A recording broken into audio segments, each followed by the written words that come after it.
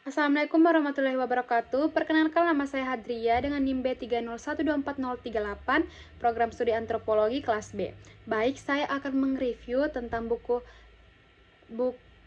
Sapiens bab 2 tentang revolusi argikultur.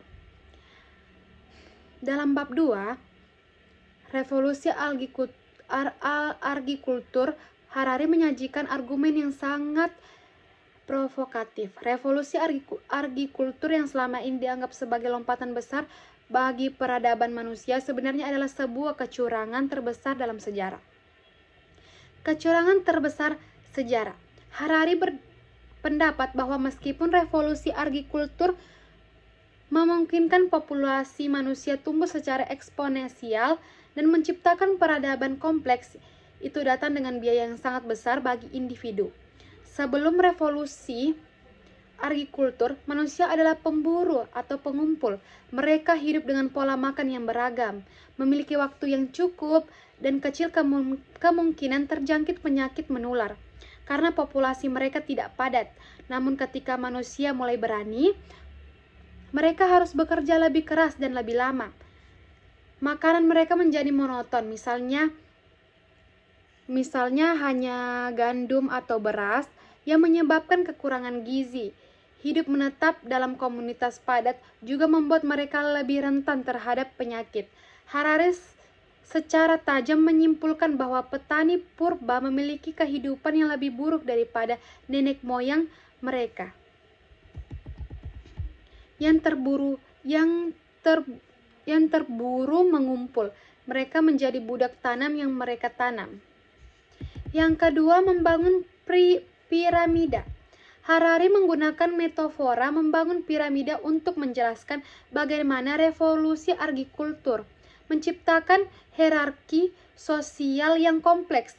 Ketika surplus makanan mulai dihasilkan, tidak semua orang harus bekerja di ladang. Ini memungkinkan munculnya kelas-kelas sosial baru, seperti pemimpin, tentara, pendeta, dan birokrat. Surplus ini tidak didistribusikan secara merata, sebaliknya, sebagai kecil elit menggunakan surplus tersebut untuk membiayai proyek-proyek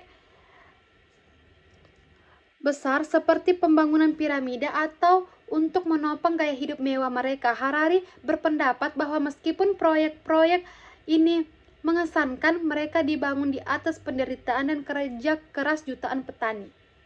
Yang ketiga, ada memori kelebihan muatan. Bagian ini membahas bagaimana revolusi argikultur menciptakan masyarakat yang jauh lebih kompleks dan besar. Masyarakat pemburu pengumpul hanya perlu menyimpan sedikit informasi tentang binatang, tanaman, dan orang di dalam kelompok mereka. Namun masyarakat pertanian yang besar membutuhkan cara untuk mengelola informasi yang sangat banyak seperti catatan pajak, inventarisasi, panen, atau perjanjian legal. Otak manusia tidak diciptakan untuk menyimpan informasi sebanyak itu. Akibatnya, manusia menciptakan sistem penulisan dan angka untuk menyimpan dan mengelola memori kelebihan muatan. Ini adalah langkah krusial dalam evolusi peradaban dan menjadi fondasi bagi birokrasi, sistem hukum, dan pengetahuan ilmiah modern. Secara keseluruhan, Harari menyajikan pandangan yang sangat unik dan provokatif terhadap salah satu momen paling penting dalam sejarah manusia.